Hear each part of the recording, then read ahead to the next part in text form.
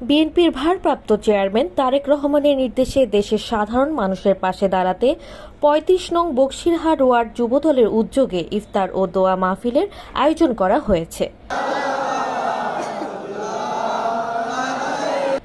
রবিবার চাকতাই রাজাখালী আলহাজ আমির হোসেন সওদাগর জামে মসজিদে এই আয়োজন করা হয়।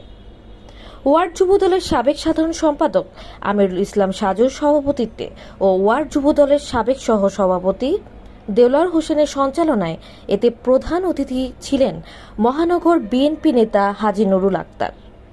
এতে বিশেষ অতিথি ছিলেন AKM পেয়ারো, জসিমউদ্দিন মিন্টু, SM মফিজুল্লাহ, সাইফুল ইসলাম সেলিম, ইকবাল হোসেন সম্রাট, ফেরদৌস ওয়াহিদ, আব্দুল খালেক, নুরুল আলম মজনু, ইদ্রিস আলম, মোহাম্মদ রিয়াদ, মোহাম্মদ ইউনুস, মোহাম্মদ রিমন, মোহাম্মদ নাসির উদ্দিন, আব্দুর রহিম সওদাগর, আবুল কাশেম, আব্দুস সাত্তার, মোহাম্মদ জামাল, মোহাম্মদ মিজান, মোহাম্মদ রুবেল সেকান্দার, মোহাম্মদ জামাল ও জাহিদুল ইসলাম টিটু।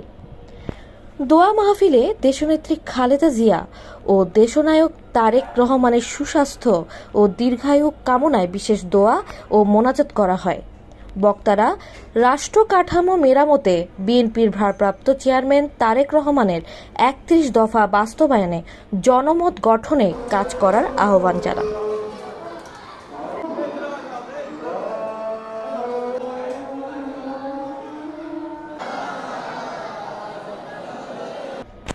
নিউজ ডেস্ক, দৈনিক আজাদ।